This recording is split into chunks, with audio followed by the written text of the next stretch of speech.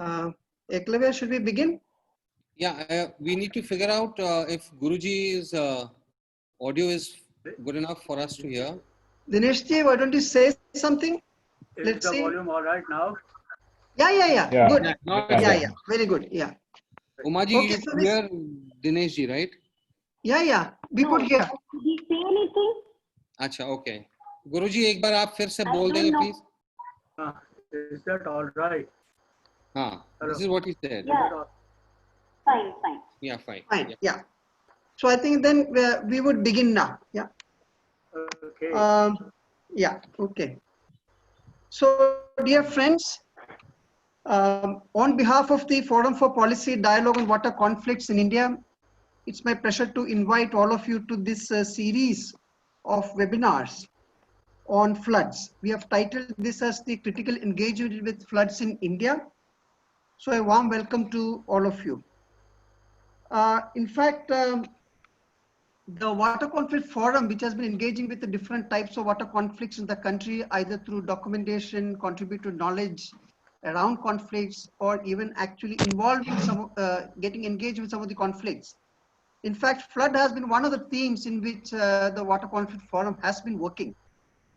Some of you may be aware that in 2012, we brought out a compendium of case studies and which we titled it as Agony of Floods, Flood-Induced Water Conflicts in India, which was a collection of case studies and a couple of overarching articles. I'm happy to say that even Dinesh Kumar Mishraji's one overarching article, actually we start the compendium with that. And there's about 11 to 12 case studies across the country, and also trying to engage with the new geographies where floods came. I mean, the whole question of floods in the cities, Mumbai floods, Bengaluru floods, or even in floods in Rajasthan. Probably people are not familiar with, may not even understand how can floods be there in Rajasthan, for example. So we know that the whole flood map of India has been increasing manifold if you take about 30, 40 years of history and things. So this was our first engagement to try to understand. Of course, it had a very limited lens looking at floods from a contestation and conflicts perspective and things. And I think it is much more than that.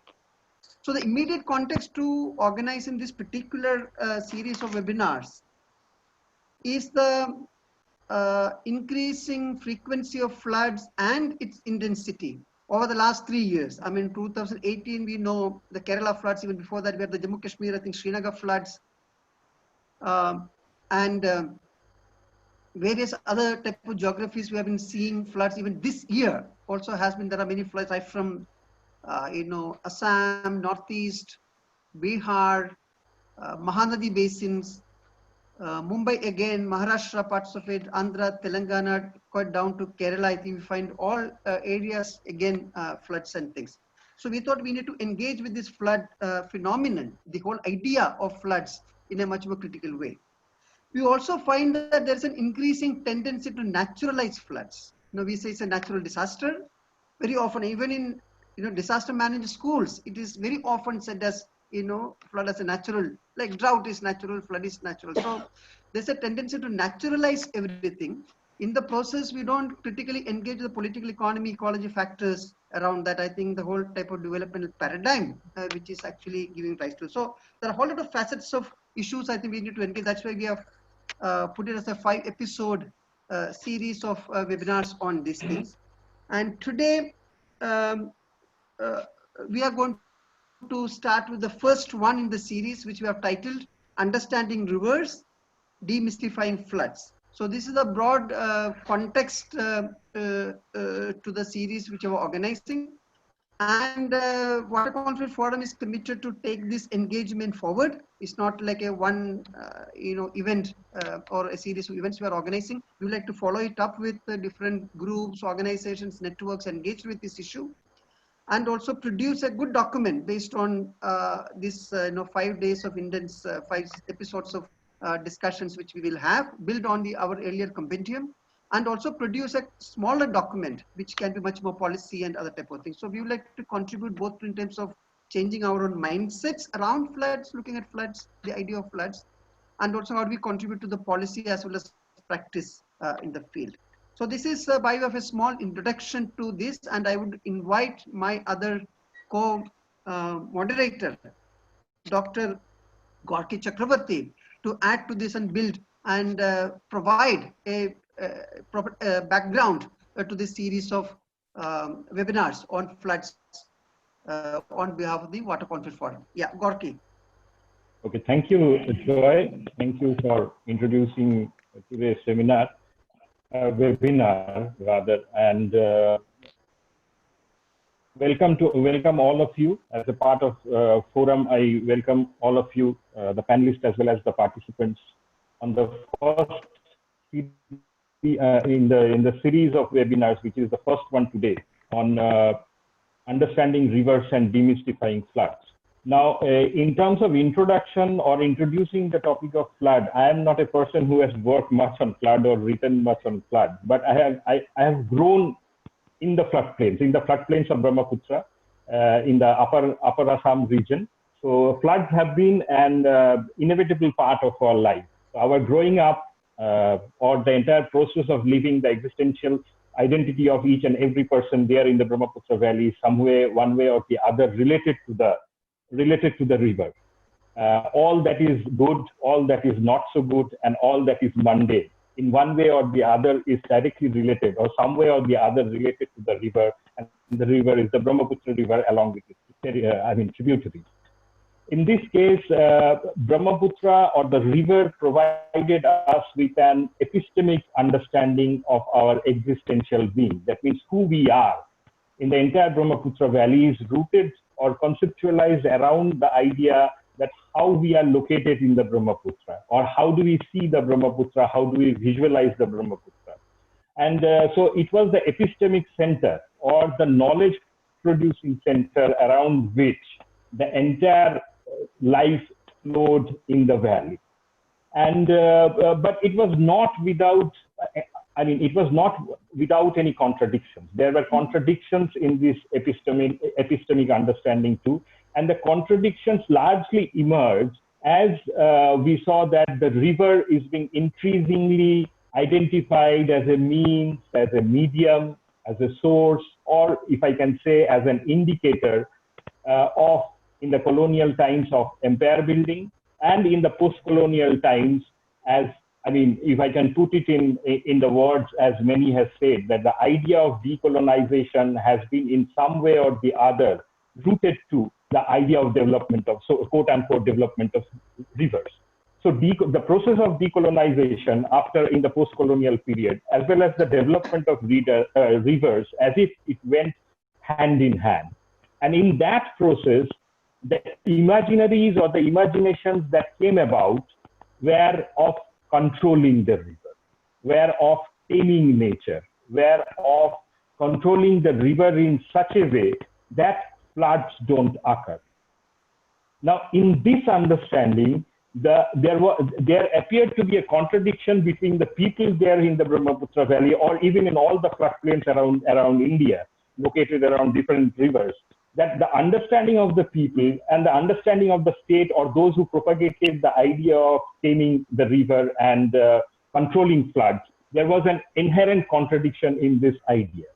And from my experience, and from all of us' experience, perhaps in the Brahmaputra Valley, I can say that as the talks of controlling the river increased, the height of the embankment also increased by leaps and bounds.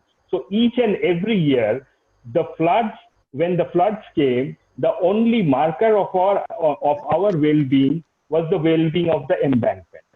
And the danger level of the river decided whether we were safe in Assam, in the Brahmaputra Valley, or not.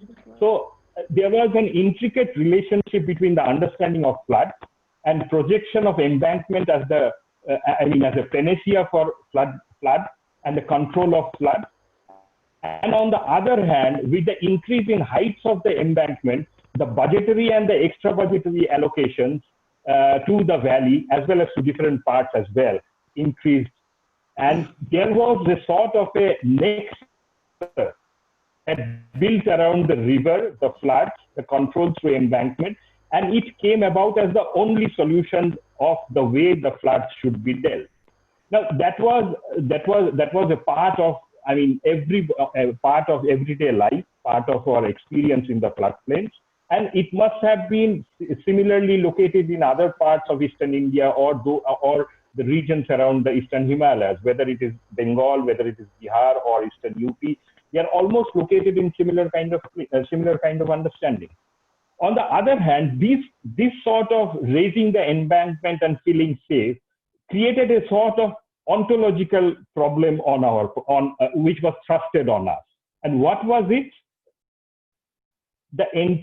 Our entire ecological understanding of dealing with floods, coexisting with floods, or negotiating with floods were shown in a way the statecraft managed to show it in a way that as if they're all pejorative identities.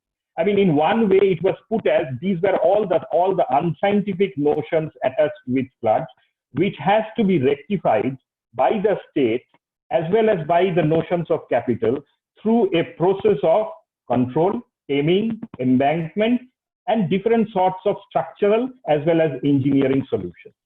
So in that way, our knowledge of existing with floods, our knowledge of coexisting with floods, our knowledge of inhabiting with floods was shown in a very derogatory fashion. And the knowledge that emanated from different power centers, which was rooted on the understanding of capital, which was rooted on the understanding of structures only, which was rooted on the understanding of the structural solutions to these kind of natural events, where slowly gained momentum.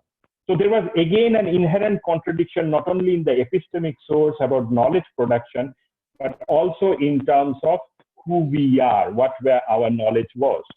So in that way, there again appeared to be a difference between the politics that was there in terms of floods, as well as the difference in terms of how the floods were interpreted. So we thought, as a part of Forum, to bring in this number of webinars in a series of webinars, about the different understandings, different notions that are attached with floods. And so we thought of organizing the first one, or initiating the series of webinars with this, that how the rivers are understood by different people, how the rivers are understood by different communities, and what is the sort of mist that is created around floods. So we begin today with that sort of an understanding, that sort of an effort to understand the rivers, as well as demystify the notions that are attached with floods. So with these words, I will request Joy to introduce the panel and take the webinar forward. Yeah. Thanks a lot, Gorky. I think that sets the whole backgrounder for the entire series, which you have set it up. So we will quickly move to the event proper. So just a couple of procedural things. So what we would do is that we have 5 panelists today. The idea is that each one of the panelists get about 4 to 5 minutes to put up their initial propositions or the type of insights they want to bring up, this broader theme of understanding rivers and mystifying floods.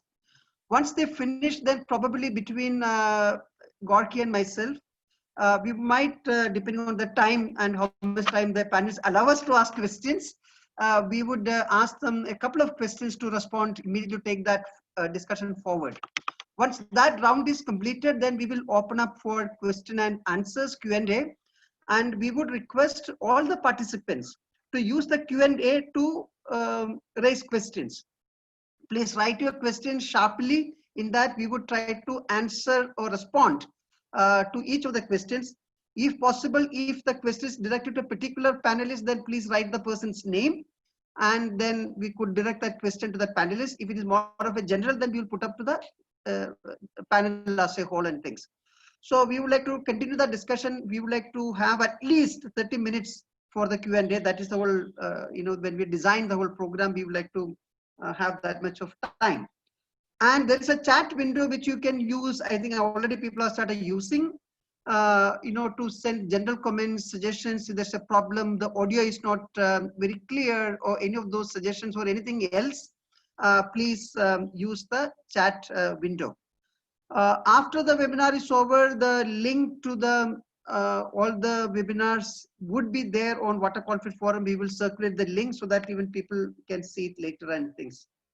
So this is a type of broad, what I call a type of procedures which we would follow, and we hope that this works well for everybody.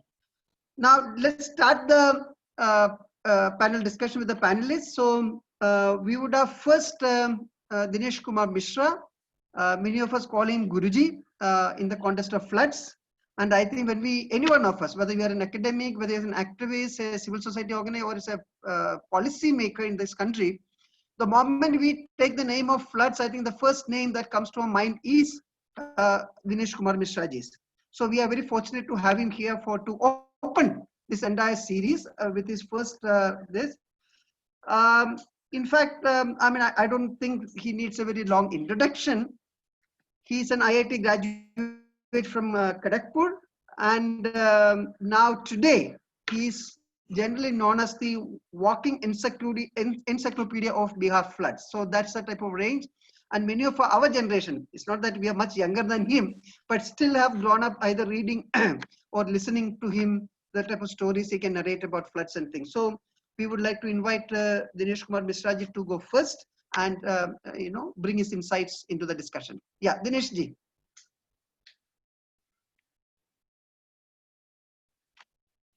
Dinesh, you have to unmute. Please unmute. Inviting me Yeah. to this meeting. I was longing for it, to talk to many activists and academicians for the flood issue.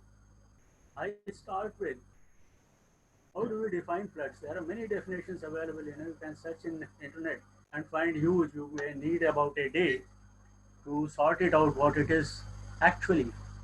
The best definition that I have come across about floods is, if by way of rains, by way of advancement of a river or any water carrying structure, if your daily chores are affected, that is, you are unable to go to the office, you are unable to go to the fields for your farming or whatever, if the daily chores are affected, you are in some sort of trouble, and if it is due to water, we call it floods. But if the daily chores are not affected, if we can devise such means that the daily chores are not affected, then the floods are not said to have occurred. It didn't. And I feel personally, well, that is something which we should aspire for. We cannot prevent rains to fall, maybe even 16 inches to 20 inches in a day, or the river to encroach our living areas and all that. But still we can devise means so that our daily chores are not affected. That should be our aim. And then there are various means to do it. Some are technical, some are non-technical, some are in tradition. That we'll have to find out. When we call that term flood, the idea that comes to my mind is of some rural area, people are fleeing from their villages and all, and settlements, loading their materials in the boats and along with the cattle, and they go somewhere for safety. That definition has changed a bit. You ask any elderly person in the floodplains, this is how do you rate this event in your life? There's nothing, earlier water used to come and go, now it only comes and doesn't go. It remains there. So that's our problem. We are not scared of floods, and we are not worried about water that comes to our field. Actually, it gives us fresh soil for agriculture and enough water for irrigation, together with filling all the depressions that we have in our area, and all the tanks are filled, all the wells are rejuvenated. So there is no crisis of any kind of water. So this flood is welcome. Only thing is, earlier days, they say, this flood used to be 2.5 days only. And the flood water was scared of seeing the cattle in the villages. The moment it comes across the peg of the cattle, it used to disappear. That was their way of looking at it.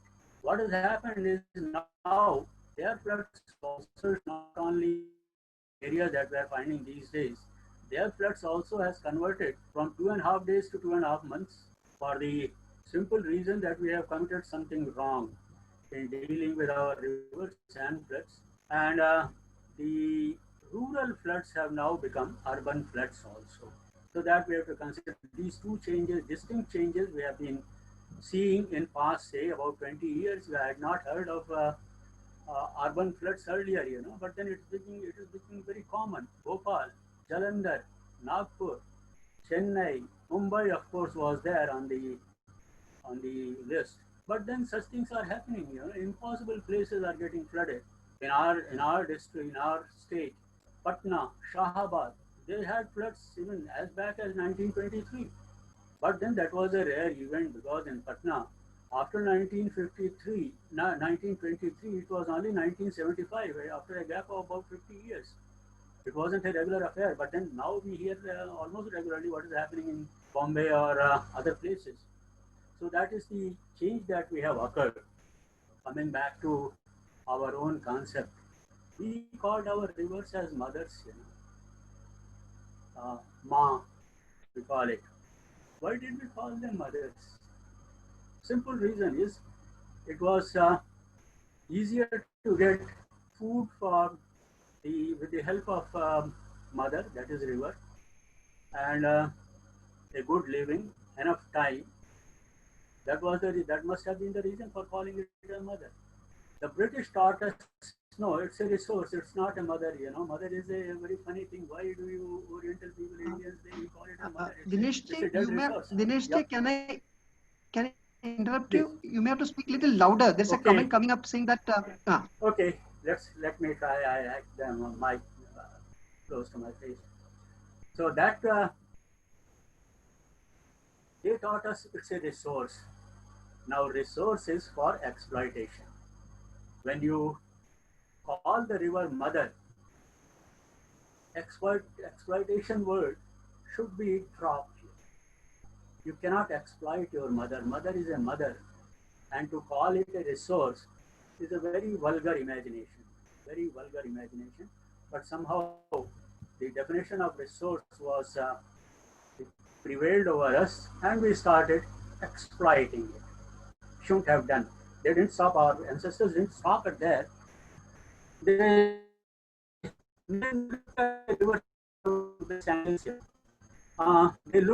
they called it some of the rivers which are apt to change courses, like our Kosi or most of the North Bihar rivers. They keep on changing their courses, They call it Kanya, it's a girl child. It jumps from here to there. It doesn't stay at one place. It's playing, in its play field. It's a Kanya. But at the same time, Ganga is a Vivahita, is a married river, It cannot behave otherwise. It has to be a settled river, like a housewife. It has got to look after the children and other family members, So we call it a married river. We also have definitions about when we take them to scriptures, Some of the rivers, they descend down the hills from the Parvat. That's a Sanskrit word. From the Parvat, we call them Parvati. Parvati is also wife of Lord Shiva. So that is something amazing, why you call a river Parvati just because it descends from hills. Then there are Saroja. Saroja is name of another deity. That the rivers that are having their origin in Sarovar, in the lakes, they are Saroja. They have further classified it as Muktaveni and Baddhaveni. That is just like a girl, or a woman having her hair do in a single, when it's stitched together in one line, it is Muktaveni, it is not furling. But when it comes to braided channels, the hair is free to flow, then we call it a Muktaveni. Earlier it is Baddhaveni, it is in single flow. If it is free to flow the way it likes, it is Muktaveni. So many things we have classified our rivers. And then one day we are taught to exploit the rivers, failing which our technology's friends, technology and engineering friends. When Gorky was telling about the floods in Assam, I was very much interested and I was intrigued by one of the instances. One of their engineers, Peter Salberg, who had come to Bihar in 1937 to attend a seminar. And in that seminar, he could not come to the meeting, but his message was read. That message read as, the skills of the engineers and the resources of the government have created havoc for us. He was an engineer, mind you, because the river should not be tamed, and they should be left to their own device. So that was the first statement. And prior to that also, many things were said by even the British engineers. You know, there was one F.C. Hurst, Captain Hurst, who said if you try to build embankments on the river, embankments are there in Assam also, as well as in almost all the states, that has been a major input for controlling the rivers. So that one, when he talked about embankments and about the skills and the other engineers, as I was talking about Hurst, he said, if you want to embank a river or make it a captive, you are actually throwing gloves at nature, which it is not used to go unavenged. It will take some revenge from you, and that time you will be totally helpless. But then there was another engineer, William Inglis. He was the chief engineer of erstwhile Bengal, who said, look, we should not be caring too much about the nature because we were all born nudes. But we did something, you know, to cover ourselves and protect ourselves. We discovered clothes, right? Yes, we discovered clothes. We could as well have blinded others who couldn't see us. So there was no need of any clothes. So many examples he gave that the technology has got a limited field. It cannot go beyond its boundaries, you know. It has got its own repercussions. And that is where the embankments come into picture, because that is the easiest thing to build. Now, as he was, Gorky was telling, they were embanking a river means what? It contains, the river water contains water plus sediments. Finer sediments are fit for agriculture. I mean, they replace our fertilizers, and enough water, you know, that is available to the farmers, which are basically our civilizations were all started with rural setup. When you construct an embankment, you create a wall between river water containing water and sediment and the fields. So what happens then?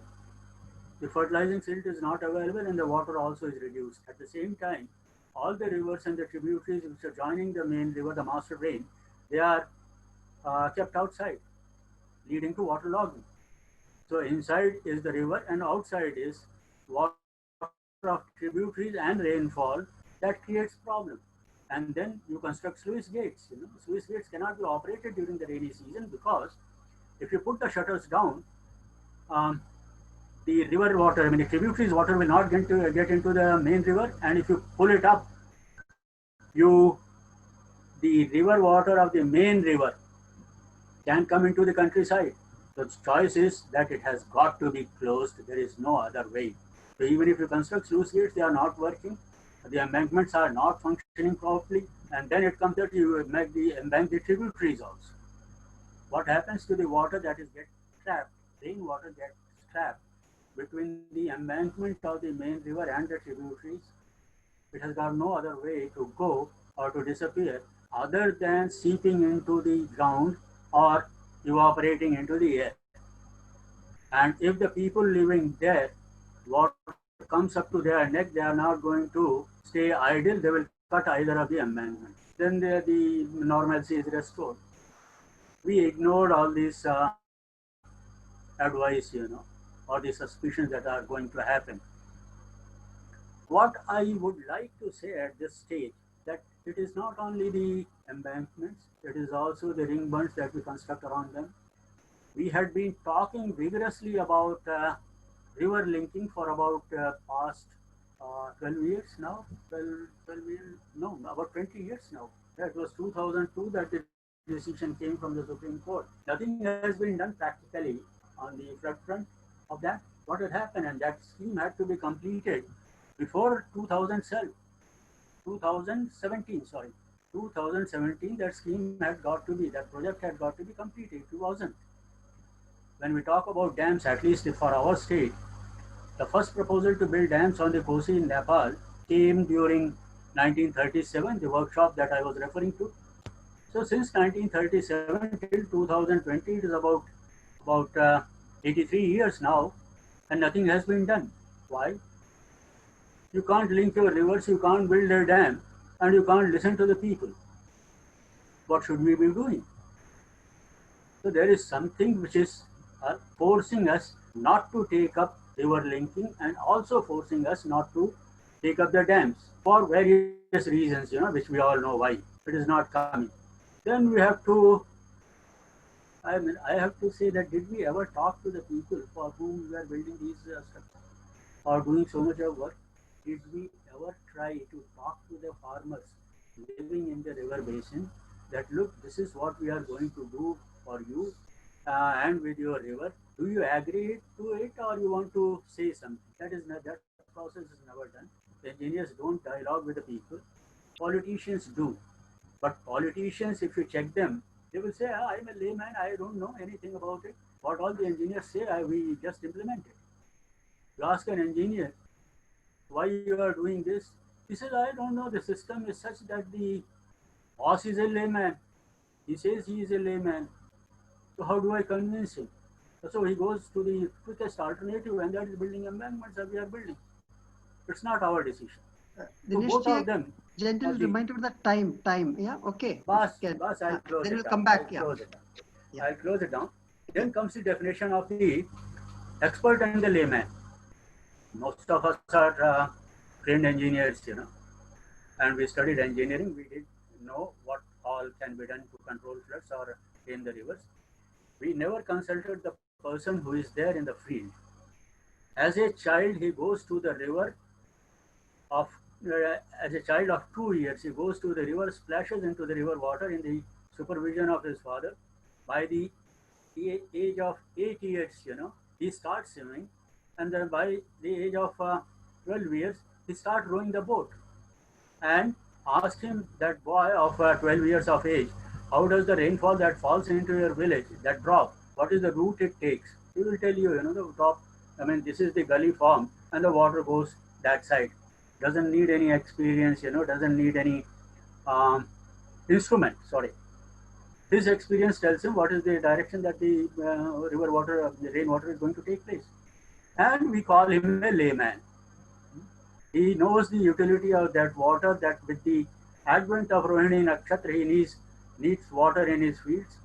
And Ardra, he'll be transplanting, and Hasta Nakshatra, it will be the flowering season of the paddy.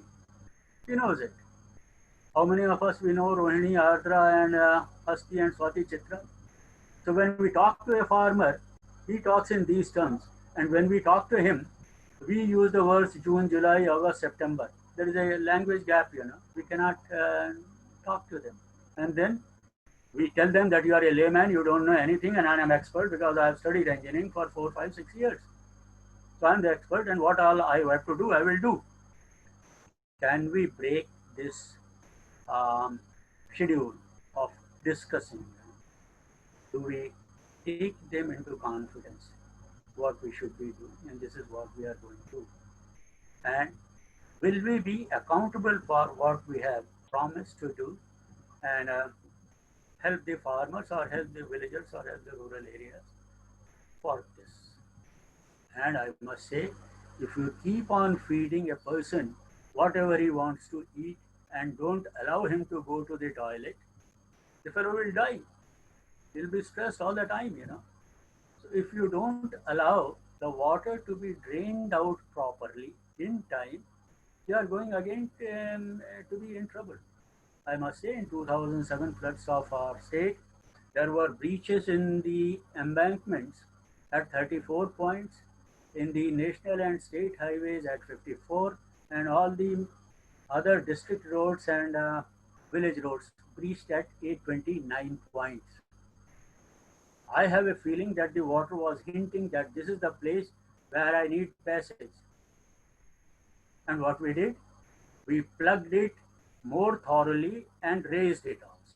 And the government assures now nothing is going to happen for the next 30 years.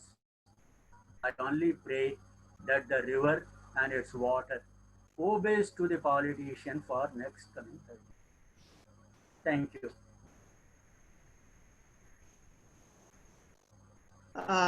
Thanks, Dineshji. You in fact covered a pretty long, broad canvas. In fact, starting with a very, what you call a very commonsensical or very layman's understanding of floods and what could be done into a much complex issues and things. So if time permits, we'll come back to you with one or two follow-up questions as part of the first segment and things. So now we will shift to Uma Maheshwari. She's an independent scholar. Basically, I think she comes from a history, she's a historian. And she has written extensively about environment, water, rivers, and other things. And one of the books which actually of particular interest to this session is a book, When Godavari Comes, People's History of a River, Journeys in the Zone of the Dispossessed, which was published in 2014. In fact, that captures her journey in the entire Godavari and engaging with the river and the people there and things. She has been also a fellow with the IE Nantes in France and also IIS Shimla.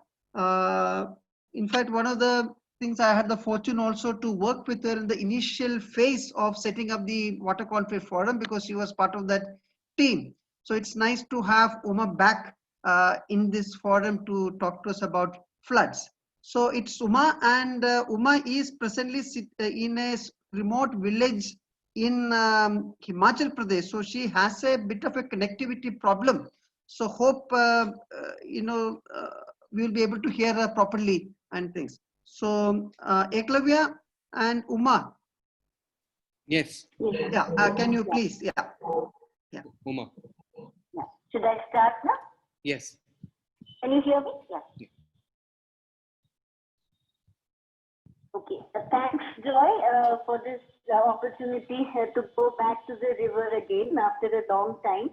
So I'll just speak briefly. I'll just raise a few observations, speaking purely from my experience with the people and spaces from my Godavari journeys and other lesser moments and times around other rivers such as Satluj and Spiti or the Loire in France later. So I have just a few major observations, and these are, I suspect them on two thematic, I divide them thematically into two instances. So in the first case, one, that there are rivers who are personhood spaces. These are personhood imbibed spaces, and then there are rivers that are constructed. What I have to say to these broad themes. So in the first instance, the rivers assume and imbibe personhood from associations with, with both human and non-human living forms, and are naturally flowing towards their naturally given destination. This is also about what I am speaking about is essentially based on understanding a paradigm that I choose for not just my work on rivers, but on community histories as well, is to understand social narratives and the sociological, ecological narratives of any phenomenon, or in this case, histories of rivers. So what I see comes essentially from believing that it's important to have social narratives and histories, social histories of rivers. Now, ruptures, when they happen in this first instance that I'm talking about, where rivers are imbibed personhood, these ruptures also happen in the natural course of their movement from and to. In this personhood imbibed form, rivers have fluid histories and are inclusive ecosystems, and human activities, whenever they happen, within this eternally flowing movement-based paradigm, the river as well as the life forms around them seem to flourish without much systemic damage to any of them. In the first instance, I will talk about chance encounters from elsewhere, where, on a journey somebody gives you a philosophy of a life, a living kind of a life, which came to me from a fisherman called Muthu Rama Rao.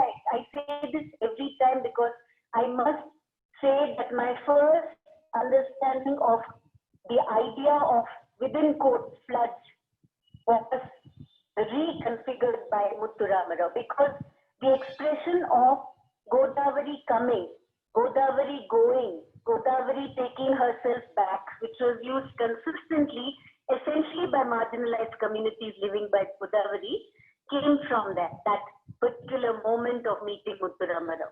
So I also understood the significance and necessity of within quotes flood, which is not a disaster as it is made out to be, but a phenomenon with deeper life-giving purposes for aquatic life, for farming, and river health in general. At Nantes in France also, I was amazed when I went and met these communities living by the river Loire, which is described by the French writer Flaubert as the most French of French rivers. It is also called the most savage within quotes rivers in France. So the fisher people in fact use the term she ascends and she descends. So it sort of brought me back to the Godavari people's idea of a river comes and goes. And a journalist in France also told me about how they were trying to get a UNESCO tag for River Loire. And that's where the idea of personhood of the river as a head state comes forth. Now, rivers where otherwise histories are fluid become to categories sacred, national, state, etc. by governancing. But rivers can also be perceived through ideas of not national histories and spaces, which breathe and live through meanings which people assign to them on the one hand, and the political state assigns to them on the other. The people's idea of river is written on fluid, flowing waters, with flowing rivers and histories which are possible without chest-thumping, jingoistic appeals to nationalism and economic growth. Ideas of the water tap, national interest, national projects, on the other hand, subsume all the living imageries of rivers in India today. And there is a hegemony of anthropocentric development discourse which nationalizes spaces so that ideas and people who are opposed to these become targets of legal proceedings. So coming to the second instance, I'm talking of rivers which are constructed spaces. That is, they inevitably enter into the paradigm of the nation or a federal state. And another instance is sacrality as a paradigm, which to me is problematic. Here the contestations begin. Here the personhood of the river is not imbibed from a fluid and unfettered relationship with other life forms, including non-human, but fixed to and fixated upon the singular dominant idea of possession or distance, either due to nationalization or statization or forced sacredness or sacrality. In the Indian context, I would go on to add that there was always this blurred line between nation and Hindu idea of a river as sacred. This is not a recent phenomenon. Even Jawaharlal Nehru dedicated the Nagarjuna Sagar Dam with Sanskrit prayers. Sacred is to be equated to the dominant majoritarian Hindu cultural paradigm with distant kind of an idea. The moment you sacralize, you create an artificial distance between rivers and people. In that sense, the dam as temple pastime becomes significant. So, in the since we are speaking of so-called floods within quotes, in the language of the people I converse with, be it in France or in Godavari or elsewhere, rivers coming and going and rivers coming in speed is an essential activity which is given by nature. So there is no sense of disaster there. So there is a Pedda Godavari, which is the big coming, and a Chinna Godavari, which are the occasional smaller comings. Fisher communities respect that identity of the river based on a deep understanding of the natural phenomenon. Unlike the religiosity of scientific, technocratic, and utilitarian idea of a constructed river. Sacred, maybe, but should not go, in quotes, waste into the sea, unquote, for urban people. So for the people of Polavaram Dam to date, for instance, the official definition of flood will only help justify, move them from spaces where the river was always coming and going. Human activities do happen, but the larger sense or rivers do not get destroyed in the process. Here, heads of nation and states also offer ritual prayers, as you know, to the very rivers that they construct dispensing edifices on. Godavari, Krishna Pushkaram, state-led Hindu ritual performances, etc. There are other examples as well. I will not go into that. The intimate, engaged person who imbibed the idea of a river coming and going or being part of the universal natural flow is understood and respected only by people who know a river intimately and are, unfortunately, paradoxically, most impacted by it, not by techno-visionaries and disaster-obsessed others, for whom the only intimacy with it is water.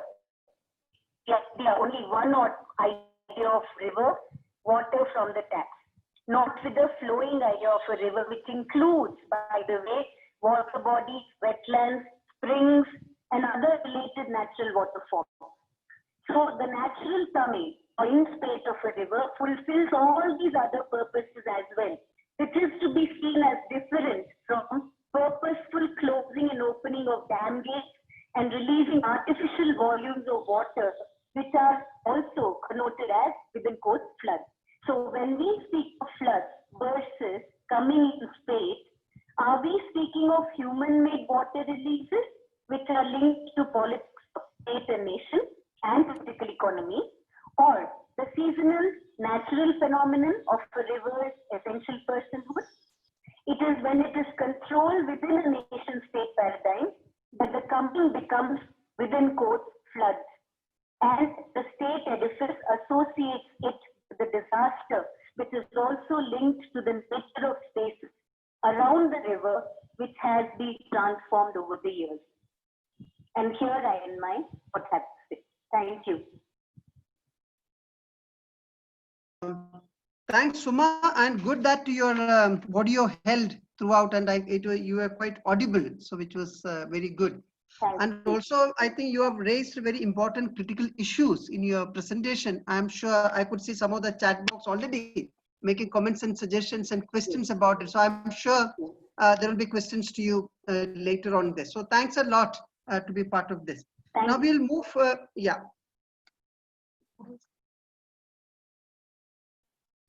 we will move on quickly to our third panelist, Ravi Chopra. We all know that he's set up People Science Institute. He was the founder director. I think recently he probably is retired as the director, but I think he still remains the mentor of that institution, which has been very critical. I think more than maybe 25-30 years of work dedicatedly on the Himalayan system. So much so, I think Ravi has become quite identified with the entire Himalayan systems, not only river, but even other environment development issues and other things. He has been primarily working on science, technology, society, environment, development interface. I think that has been a broad area of his contributions so far.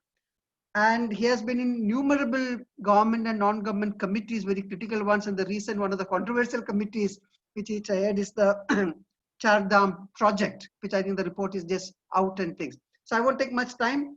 So over to Ravi.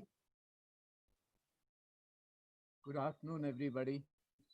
And thank you, Joy.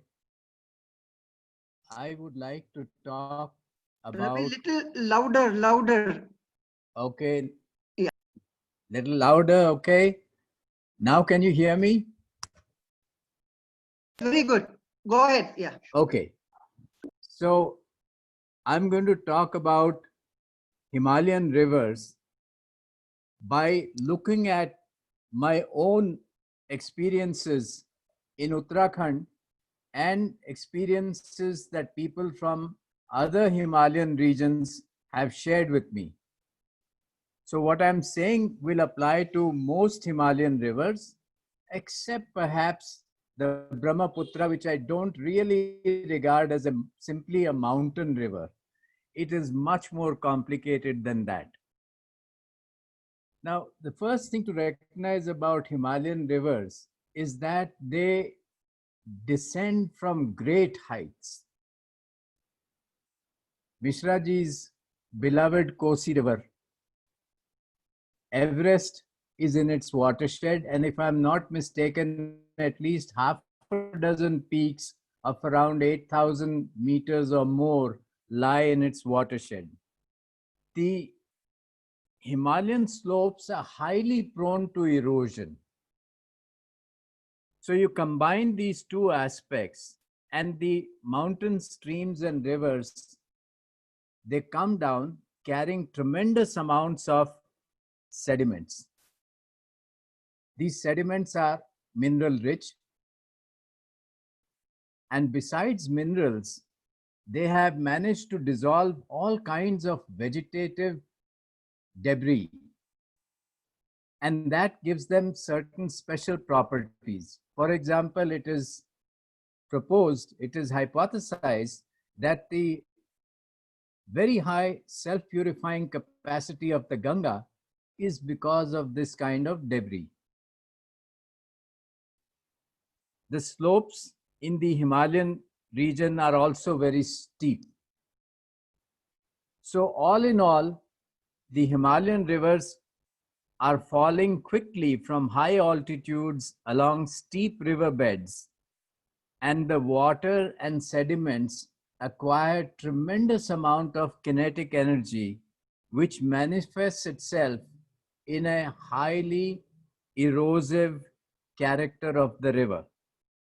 In the mountain region, floods in the mountain areas are confined to relatively narrow valleys. So anything which is soft material that comes in their path is going to get eroded very quickly. Now, we have fields that have been created over generations. You have villages that have been settled over time. People have built buildings in recent years. And all of this, along with the people and the animals, they tend to get washed away in a flood, because the flood is coming very, very strongly. In the past, people were scared of floods. People chose, they were aware of the destructive nature of the river, so they chose to live far away from the river. They had rules of behavior. How close can you build near a river bank? And these were developed through experience over time. Even the British, what we find in our Himalayan states is that the old highways that the British had built were normally at elevated spaces. Not many of them were by the river banks. But in more recent years, we find that there has been a tendency to build roads by the riverside. I don't know, maybe engineers like the idea of a marine drive or a riverfront drive, but I find more and more roads being built, and these are normally built by filling in space with alluvial material or on top of an alluvial bed. A river, a raging Himalayan river in flood has no difficulty in eroding such roads.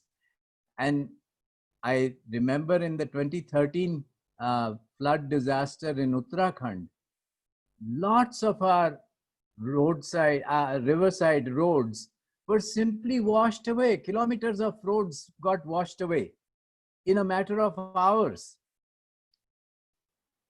And you know, it's a funny thing. Normally we expect that roads will go where people are. In reality, people follow where roads go. So wherever there are roads, you will find people building shops. Shops become markets. Markets become commercial centers. Then a whole kasbah develops, and then a small township. So these areas become extremely vulnerable to the destructive forces of a flood. Once the rivers enter the plains, then they spread their largesse. All that water and sediments that they are carrying, they happily spread it all over the floodplain. And the river channel can become several kilometers wide. As Mishra ji explained to us, people actually welcome these floods. I remember going to a village along the Ganga. It was a few kilometers away from the banks of the Ganga. And we were talking to the villagers about floods. And they said that they always welcomed floods. They had a temple in the river, in the village, and they said, this temple, if the river comes up to the steps of the temple, we feel as if Ganga is blessing us. So we welcome the river. Now, most of what I have said till now, you are probably quite familiar with, and you're wondering, why is this old man going on and on about this stuff? So let me switch to stuff that is less well known and understood. And first of all, I want to inform you about paraglacial zones. Up in the Himalayan region, around 2000 meters to 2,500 meters is the paraglacial zone. These are areas where glaciers have receded in the past. One would say recent geological past. And while they have receded, they've left behind huge amounts of debris and boulders. Now, when there is a very heavy rainfall, these are narrow valleys. So when there is a very heavy rainfall, then the river level, as I said earlier, rises high and quickly. The river water, with all its energy, pushes the debris, and suddenly the debris and the boulders pile up because the valley has become suddenly narrow. So it forms an artificial dam. More water comes from the back, breaks the dam, and the river rushes further downstream with much greater force. Much greater force means carries more material with it, builds probably a second dam and a third dam and a fourth dam.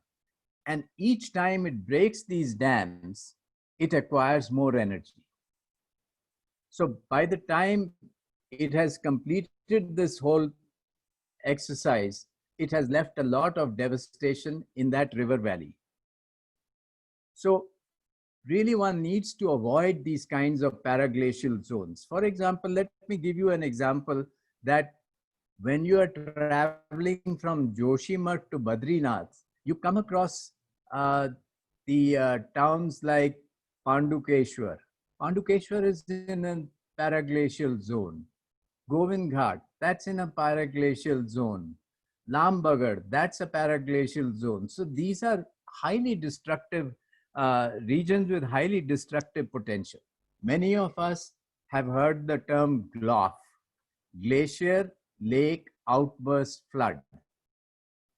Now, I personally have no experience of a glacial lake outburst flood. Some people have called the Kedarnath flood as a GLOF. It was not really a GLOF. What we have many more instances are what geologists are now beginning to call LLOFs, landslide lake outburst flood. The most famous example is the 1893 landslide in the Birahi Ganga river, which joins Alaknanda a little bit north of Chamoli town. There was a landslide in 1893. It blocked the river's course, Birahi Ganga's course, formed a lake. The British engineers of the time realized that this dam can burst in the future. So they set up a whole system of advance warning, and I'm talking of 1893, set up a system of advance warning, how messages can be transmitted if this dam breaks and there can be damage. In 1894, there was a partial break in the dam. Huge amounts of water were released. Not a single death took place. Okay. Now you come to 1970, same river, Alaknanda River. Another breach takes place in the Brehi Ganga Valley. Huge amounts of water comes into the Alaknanda River. And that flood water washes away bridges, buses, Belakuchi town, and it brought so much silt. It brought so much silt that the Haridwar, the Ganga Canal at Haridwar was filled with silt for 10 kilometers. Irrigation had to be completely suspended for 6 months. Okay, so that's the kind of damage that they can do. 1978, in the Bhagirathi River, we had the Kanojia Guard creating a similar flood. And again, back in 2013, I would say that honestly, the break at Chorabari, it wasn't the glacier, it was a lake that had been formed behind an artificial dam. Finally,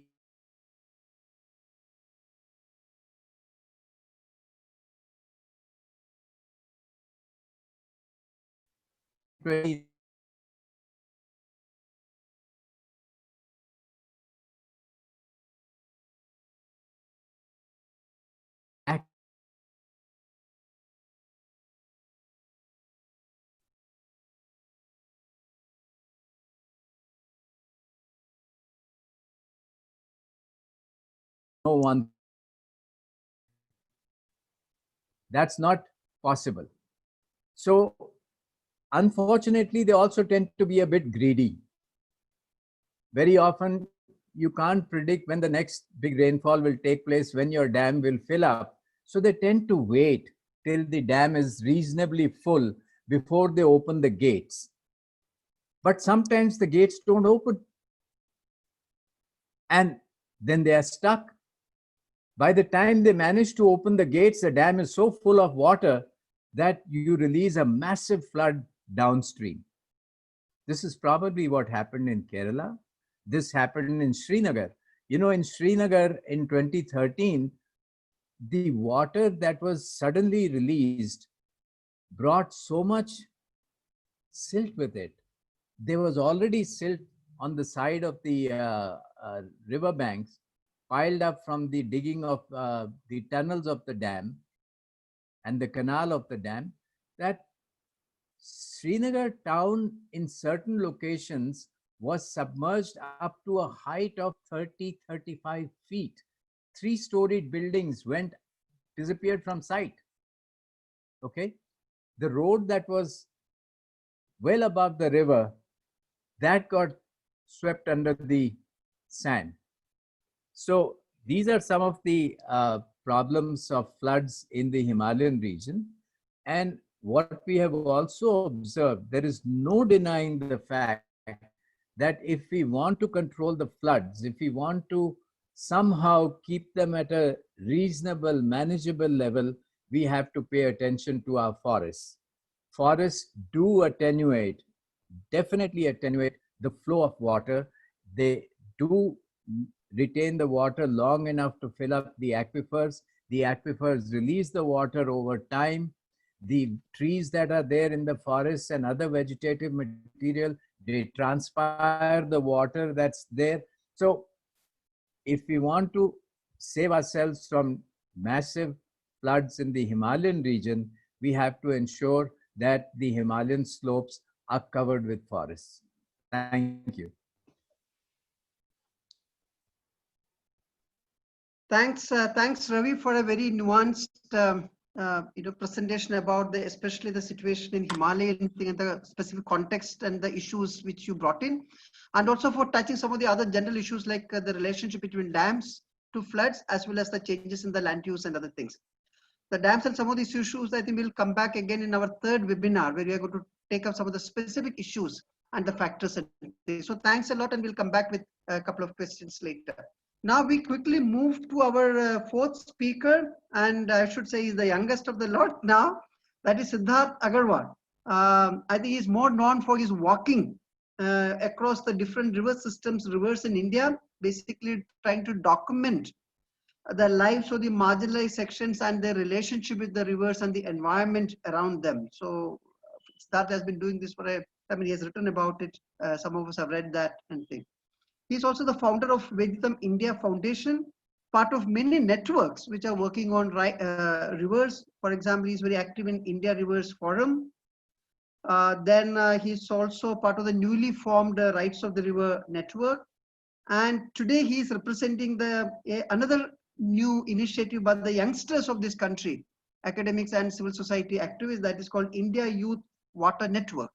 So, Siddharth, yes? Thank you for the introduction, Joy. I'd like to share my screen, or if the host can share my presentation, which I had shared earlier.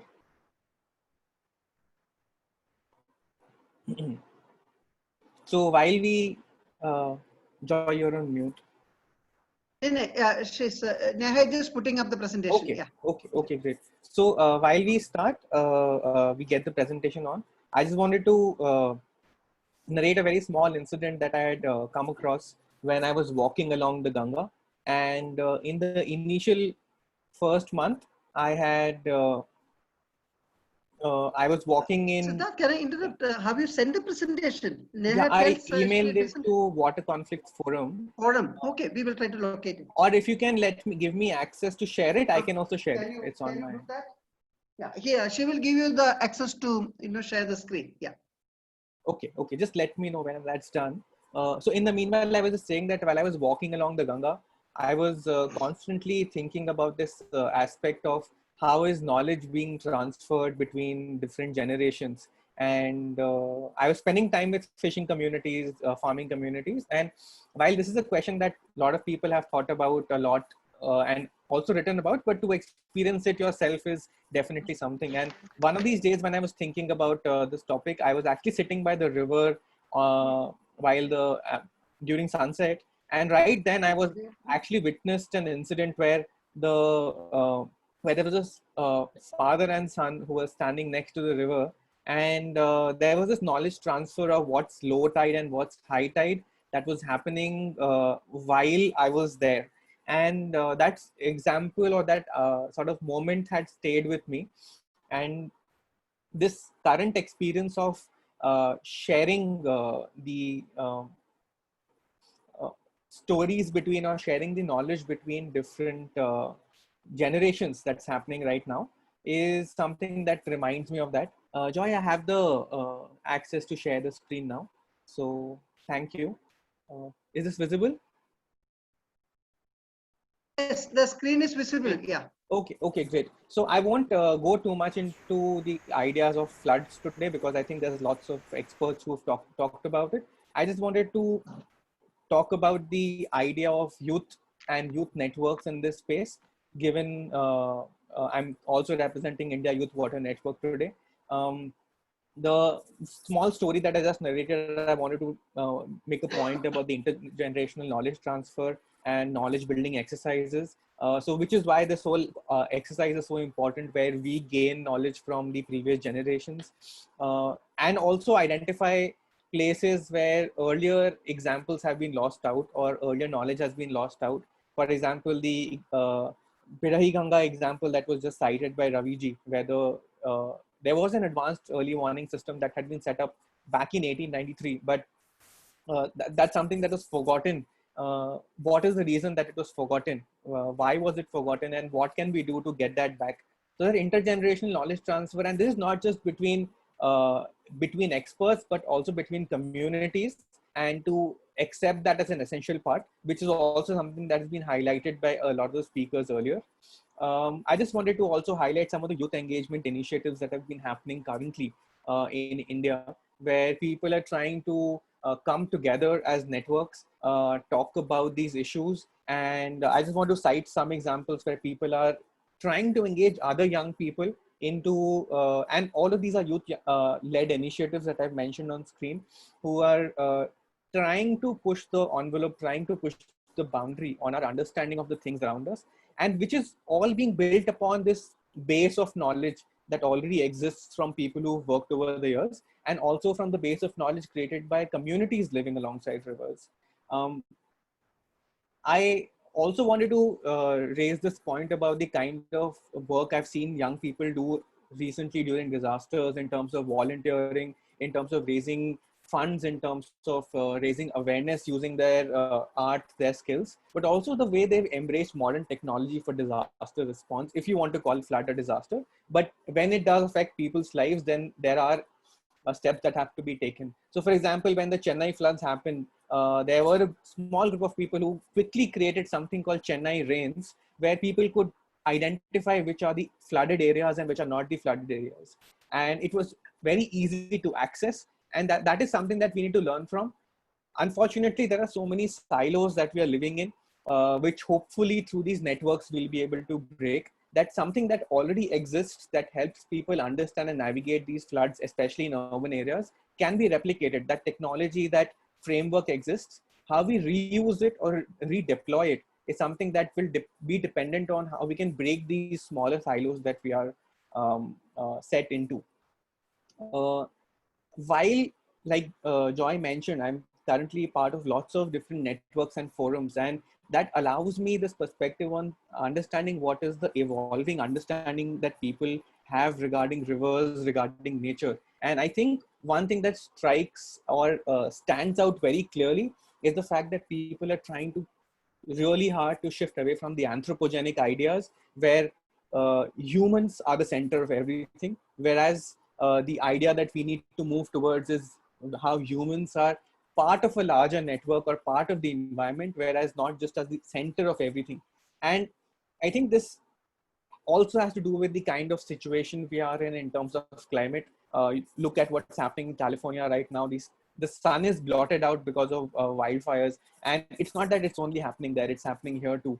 And these sort of contemporary situation in terms of the environment and in terms of rivers sort of is pushing us towards thinking of the environment in a more different format, while also being inclusive. And if we move the lens away from just human needs and human greed, and we make it a more rounded perspective where we are just one part of the whole web of things, we also need to ensure that within the social boundaries that we have as communities, as caste and class, those also have to be broken to be more inclusive thinking.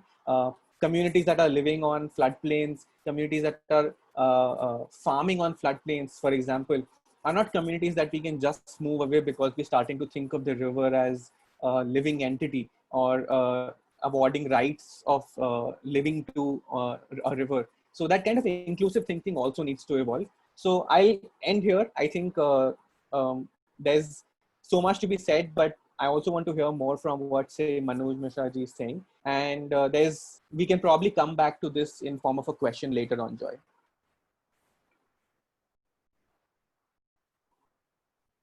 Yeah. Siddharth, thanks a lot for both what you spoke as well as what you try to limit yourself to, and save some time, because I think that's important. We were a little getting panicky saying that whether we'll be able to manage everything with the two, but I'm sure we will come back to you with some questions and things. Thanks, Siddharth. Yeah. So we are the last speaker, Manoj, here. So Manoj is also an interesting travel, I would say. He was a forester with the Indian Forest Service, and he left that, and he's become one of the important faces of rivers in India today. I think probably forests and rivers are so well connected. So in a way, Manoj represents that transformation, I would say. In fact, he's also main spirit behind the India Rivers Week, which many of us attend in Delhi. And he has been doing that. And he's also steering committee member of the Water Conflict Forum. I will not spend much time. There is lots to talk about him. So, but Manoj, it's your turn. Yeah.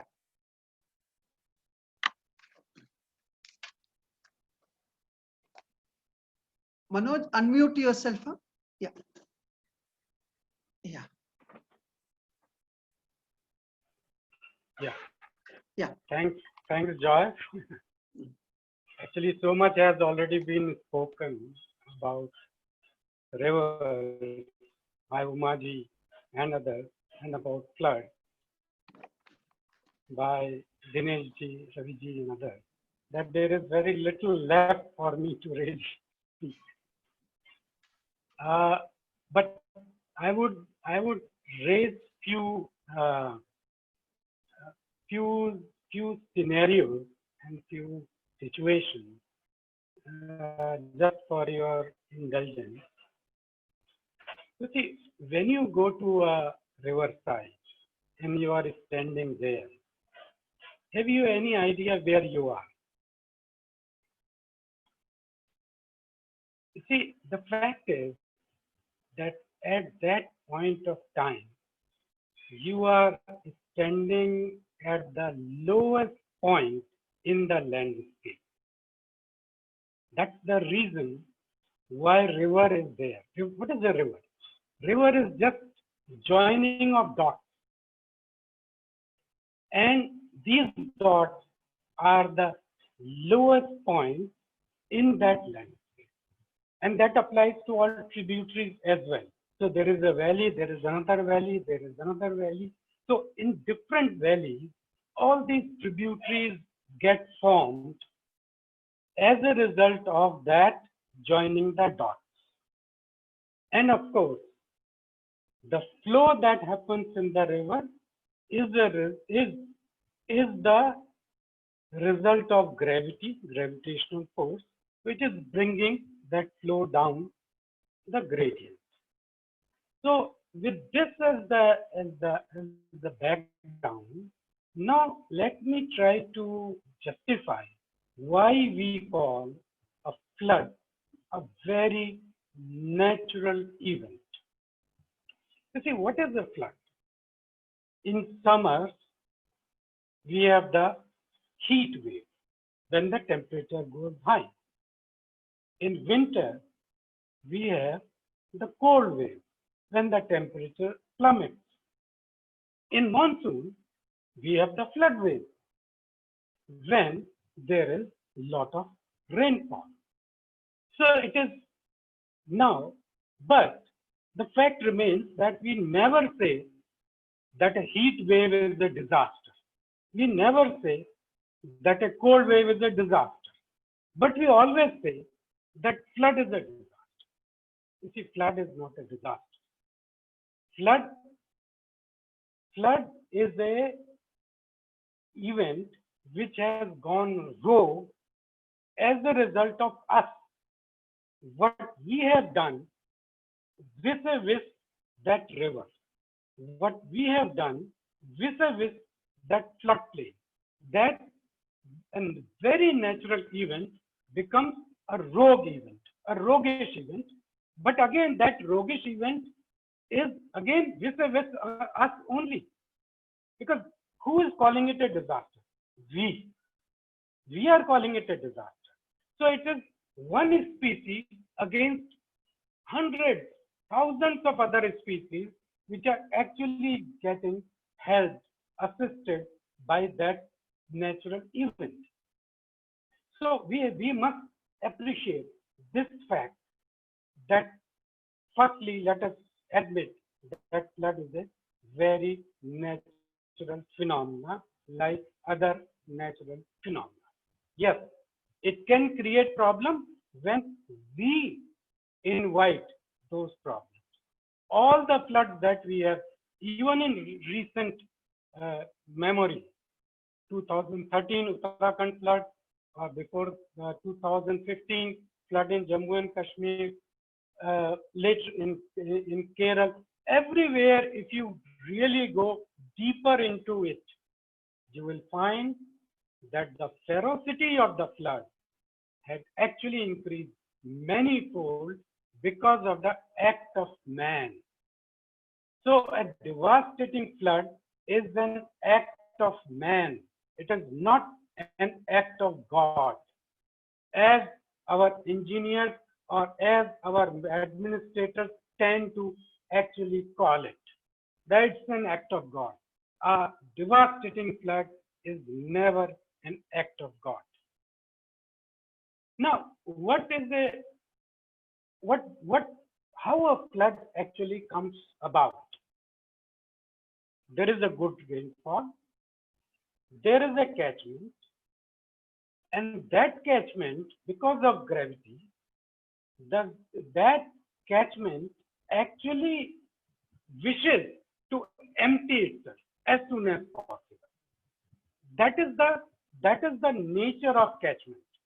It wants that, it doesn't want to retain rainwater. Although some rainwater does go into the ground and comes out as springs, a lot of rainwater goes back to the atmosphere, and then some leftover rainwater rushes down to the nearest lowest point, which actually is the stream, which will take it to another stream, which will take it to another stream, which will take it to a larger stream. So when we call a Ganga, Ganga is not a single entity. Ganga is a network. Ganga is a web. And all those different tributaries actually frame the final Ganga that we see. So if there is a flood event in Ganga, it is not the creation of that Ganga. It is the creation of that basin. And so whenever we are looking at any river, let us visualize its basin. And that is what constitutes a river. So until unless we actually start thinking in these lines, and we can never come to terms with what we are actually witnessing. So we have to really, in some ways, change our grammar, change our understanding, both of the river system and of the flood. Flood prior to the British, as Dinesh ji has said, as other speakers have said, were welcomed. They were never. You see, when the British came, what they came with? They came with a European experience and they came with a European knowledge. And when they came to India, they were actually flabbergasted. They couldn't understand what is a monsoon. They never have monsoon in Europe. So they could never understand what rivers these are. There is nothing like Ganga, Yamuna in any country in Europe. So their thinking, their education, everything was like Europe. And they wanted to convert whatever they found in India into another Europe kind of a scenario. But with this basic thing that we want to generate as much of revenue as possible. So creating little Europe, little UK in India and deriving revenue, that were the two things. Unfortunately, after independence, we have continued with the same language, continued with the same education system, continued with the same mindset, continued with the same textbooks. And so we are confronted with what we have, because we are trying to address a natural system in an unnatural manner. And there lies the problem. Dinesh ji rightly says, if an engineer of today wishes to understand what is the river, he must go to a person who lives beside a river and understand that that's the only way he will really understand what is the river.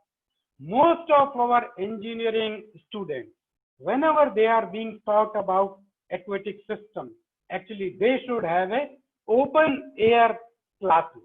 And those open air classes should be beside either a river or a natural lake, a natural pond, not a reservoir standing behind a dam.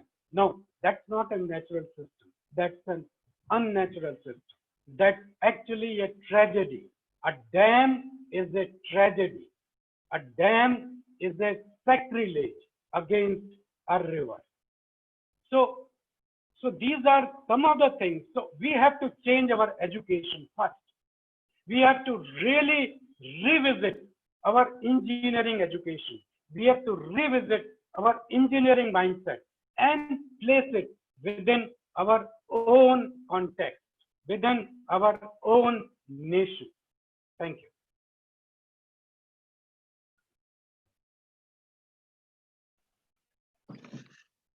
Thanks, Manojji. In fact, I think some of the myths and actual demystification about some of these issues you have been able to do through the brief presentation you made. Thank you. We are exactly now striking, I think, 5:30. I think I can see a couple of minutes more, and there are quite a few questions which have come up. I can see around, 20 odd questions, but some are comments and suggestions, but at least there are about 15 odd questions and things. So I really don't know how we're going to do justice, though we had planned that we'll get about half an hour for question answer. Somehow that does not seem to have worked out. So what we will do is that we will just take a couple of questions now to the panelists, and then probably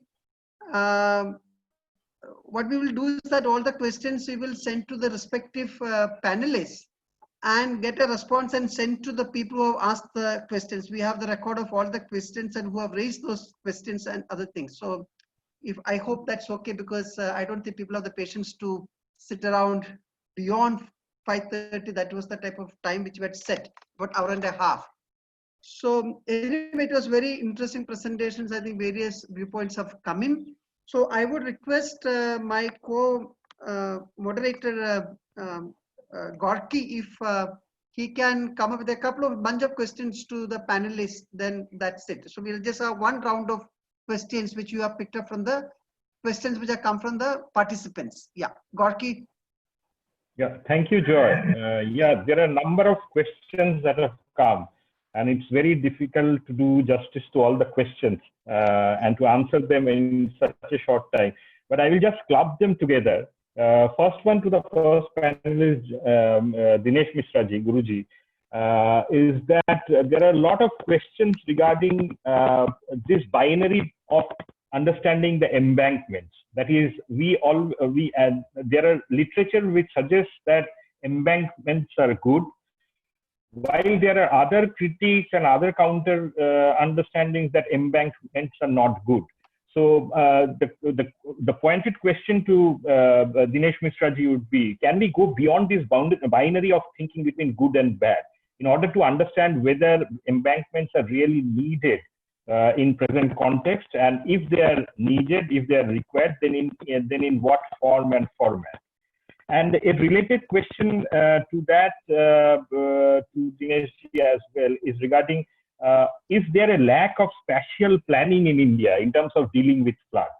So these two questions to Dinesh ji, and to Uma, there are few questions which, if they are clubbed together, is related much with the idea of cultural symbolism and the issues that are related to cultural symbolisms that are attached with or related with rivers.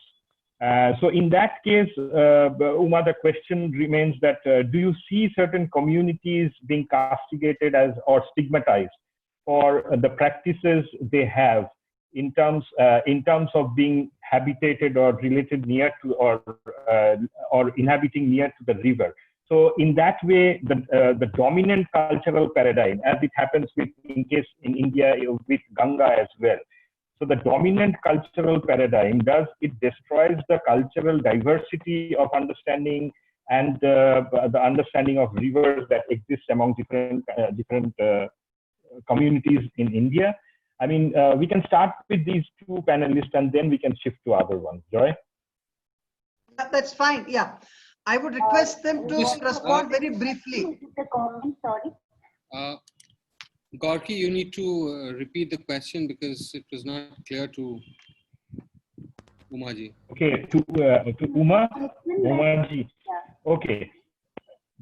Yeah, it's basically about the dominant paradigm of culture that is trusted in the name of, sacralizing river. How, there are questions which are related to these kind of understandings. How do you see these dominant paradigms attached with a particular river, which becomes rather a national in the imagination of the state?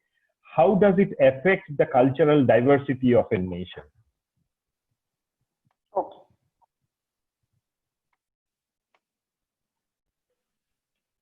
Maybe if Dinesh ji can come in answer.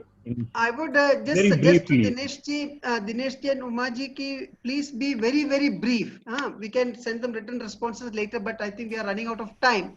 Yeah, Dinesh ji. Now, I must say, when we talk about the amendment, somebody talking it, telling it good, and some saying it is useless. I must say, as a short term, very, very short term, it is good. If you want to face it for, say, a couple of years, but then after that time, the repercussions of it or the adverse impact of those embankments start showing up. But just because it works for 2, 3, 4 years, people start demanding it, That is what is happening at the national level or everywhere. And then the government machinery keeps on propagating it, we have protected that area and there is no more flooding there. Everything is fine. So people start demanding. But then when the situation deteriorates, there is nobody to defend it. Then only question is left is to raise the embankments. And when you raise the embankments, the riverbed also continuously rises. There is a limit to which you can raise and maintain it. You can raise it to a great height, but you can't maintain it.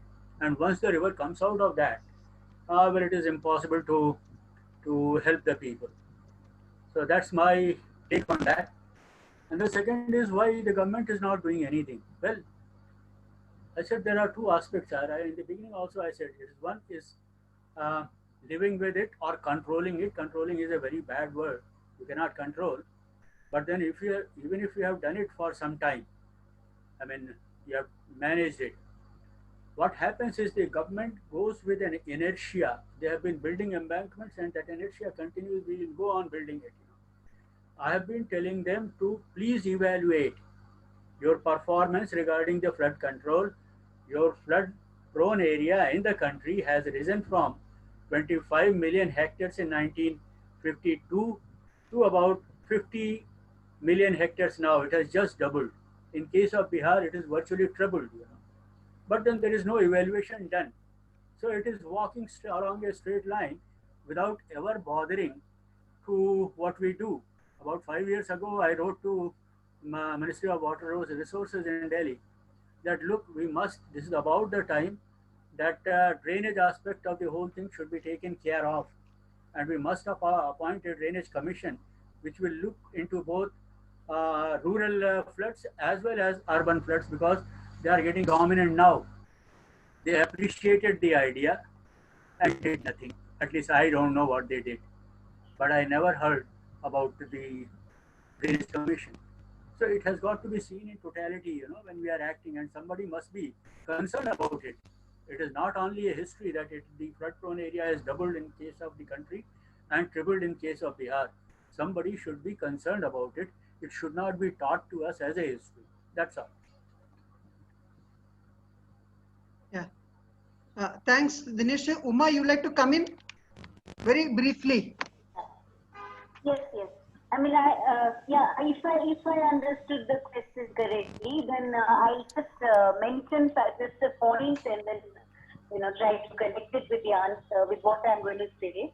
Is that in the year 2014, the Ministry of Water Resources changed nomenclature and included the word river in it, but within a very problematic politics, which was Ministry of Water Resources, River Development and Ganga Rejuvenation. And we need to be clear, we need to see that we cannot help seeing the deep bias of what inclusion of Ganga Rejuvenation meant, because we have to understand the cultural, religious cultural connotation of Ganga. So as though there were not other rivers as well in India. That's one. The other thing is that, so in it, what I'm saying is, when you talk of cultural diversity, the way the approach is towards river, when sometimes even some activists keep,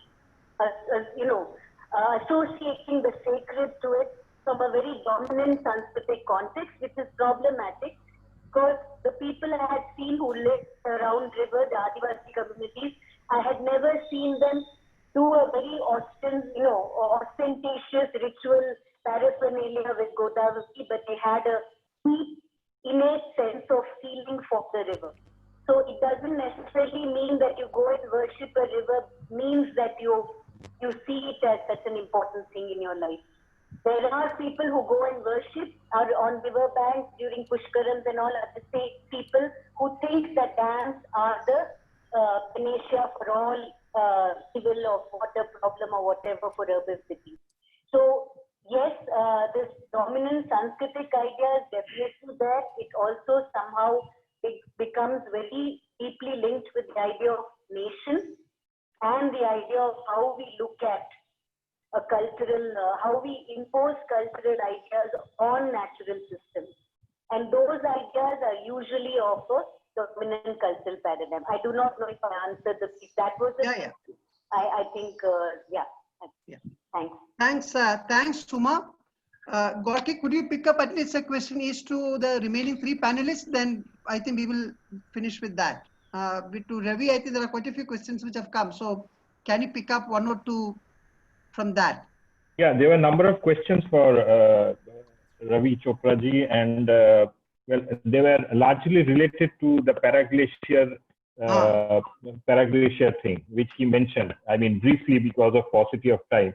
So can he explain that? Because many of the participants have asked is in terms of the paraglacier understanding in terms of Himalaya being the youngest, one of the youngest ranges around the world. So how does management of different water flows can be put into this context?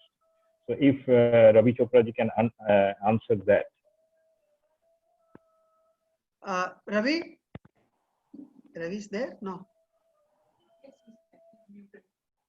Okay, very quickly, Ravi. The question about young mountains implies that these are extremely fragile mountains, also because they have a great height, they are prone to erosion. Therefore, they require a good protective covering of forests, and these are slopes that should not be tampered with. So that's a very quick answer to that issue. As far as paraglacial zones go, just try and imagine the watershed of any river. And as you go up to the lower order streams, first order, second order, third order, then that's the kind of stream I'm talking about. A first order or second order stream descending down the Himalayan slopes and in a zone which was a glacial zone in the past. So when the glaciers receded, they left behind an enormous amount of debris. And this debris is in the form of large boulders as well as small rocks. So when there's a heavy rainfall, since the valley is narrow, the river tends to push the material on the bed into a region where the valley is so narrow that it gets blocked for some time.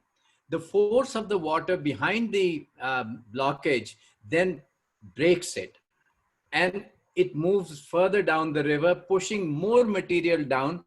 The next narrow section of the valley, again a dam may be formed, and so there is a succession of dams that gets formed which break, and each time they break, the river rushes down with much greater force, pushing more material downstream. Okay, and if there happens to be a town or a village on the path, it just gets destroyed. Yeah, okay. Thanks. Yeah. Thanks a lot. Very clear and very sharp answer. Gorky, I just want to pick up two questions for one for Manoj. In fact, it's a little more general questions. I thought Manoj can respond to that. I think quite a few people have raised, actually it's also take off from that whole spatial planning issue which was raised earlier. Basically talking about floodplain zoning and regulation, whether that would be able to both protect people's exposure to floods and whatever happens, and also rejuvenate rivers. What are the type of constraints? Is there political will to do it? Is there any legal route? And there's a bunch of issues which have come up. So I thought Manoj, with his activism in the Yamuna floodplains and type of small battles, he have been able to win. I mean, many of us know that type of incidents took place and NGT issues and things. So if you can quickly respond to that question, I think there are many people, I think, who have broadly touched upon this type of issue. So Manoj? Thanks. Thanks, Joy, for bringing this up. Actually, it was there in my... Little louder. Okay. Thanks, Joy, for... is it okay? Yeah. Yeah. For bringing this up about the river zoning thing. Yeah. You see, interestingly, a river regulation zone notification, some kind of a law, to ensure that lands on either bank of the river are actually respected, and few things are permitted and few things are not permitted. So it is in a short, it is called as river regulation zone notification. This has been in the works since the year 2002,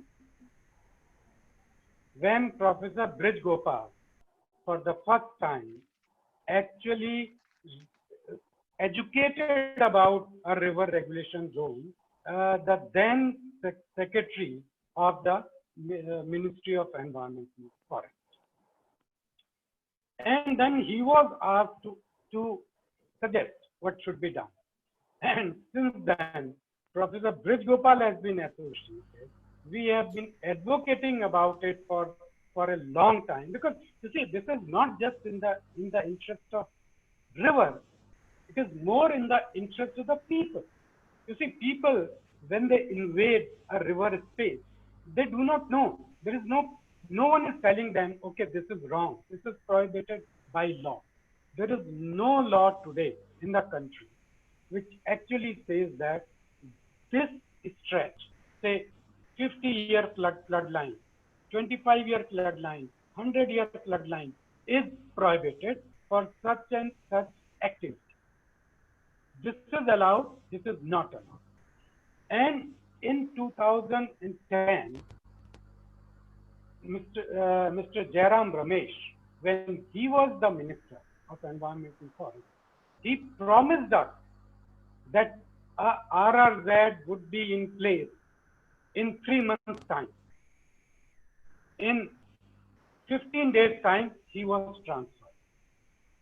Then in 2014, Shri Javadekar, who is also now the Environment Minister, he made a statement in 2014 on the floor of the Parliament, saying that by June, a river regulation zone notification will be in place.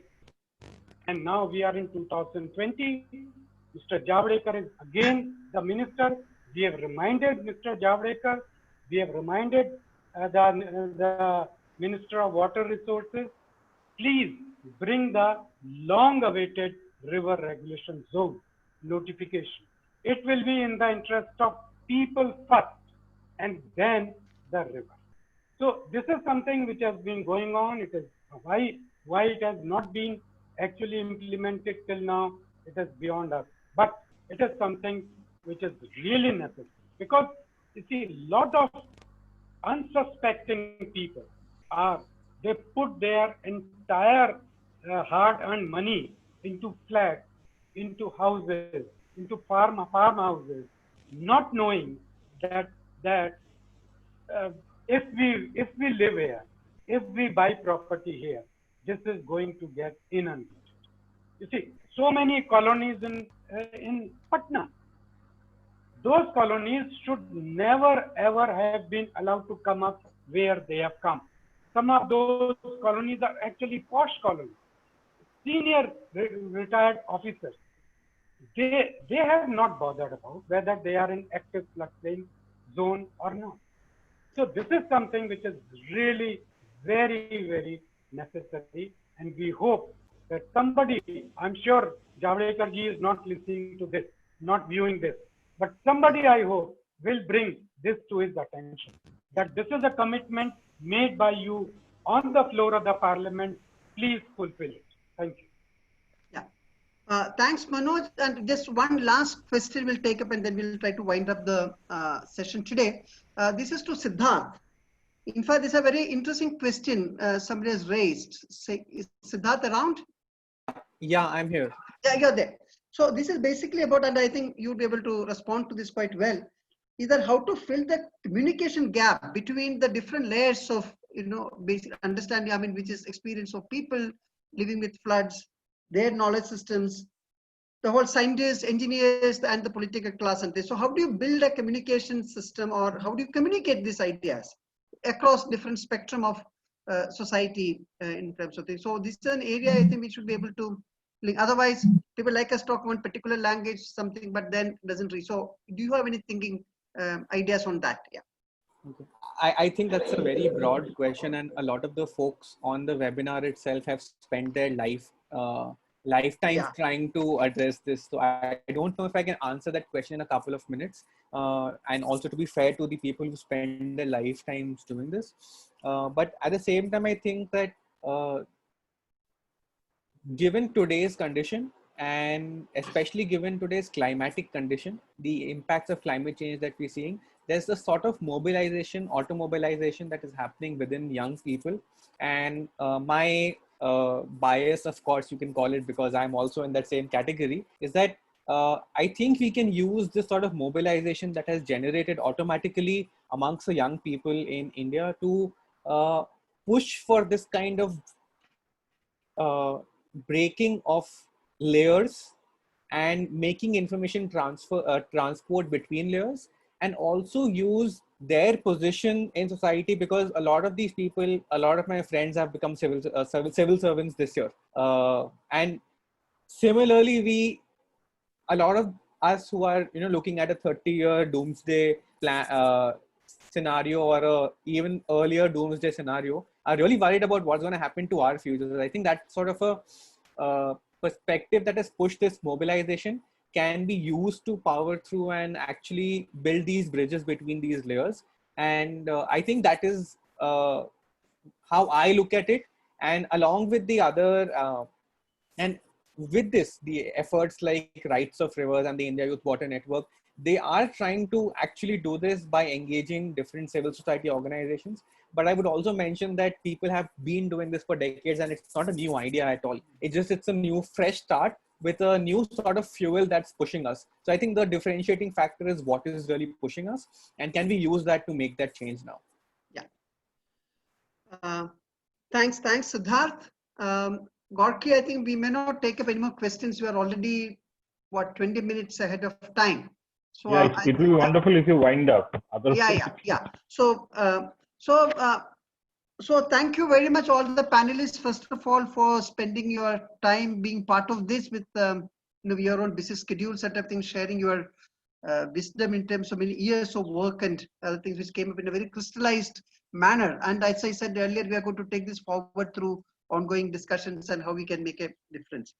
A big thanks to all the participants. And they also very actively participate in terms of in terms of the chat box, if you see, as well as the questions. So they are being recorded, and many of the questions which we could not take up now would be directed to the respective speakers, and we'll try to get responses from them and try to feed to the this. And also, as I said, this is only the first of the series, and there are 4 more to come. So I'm sure all of you will get a chance to raise these questions or new questions as we go along in this. So thanks a lot on that.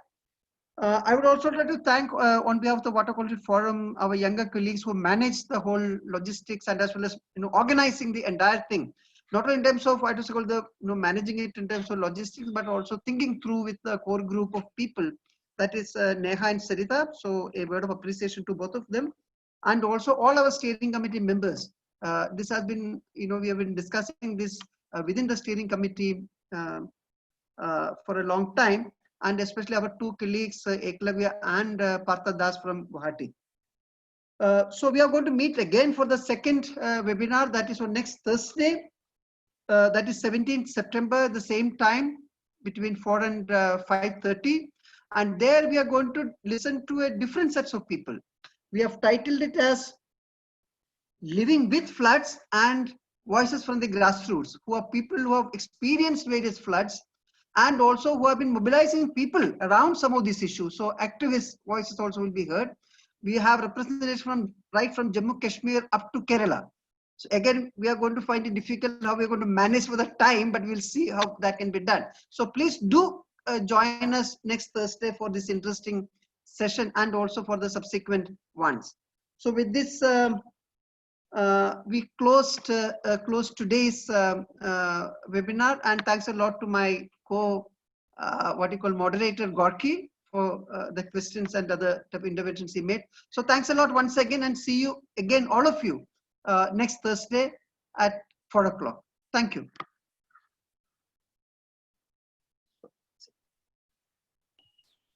Also, still on.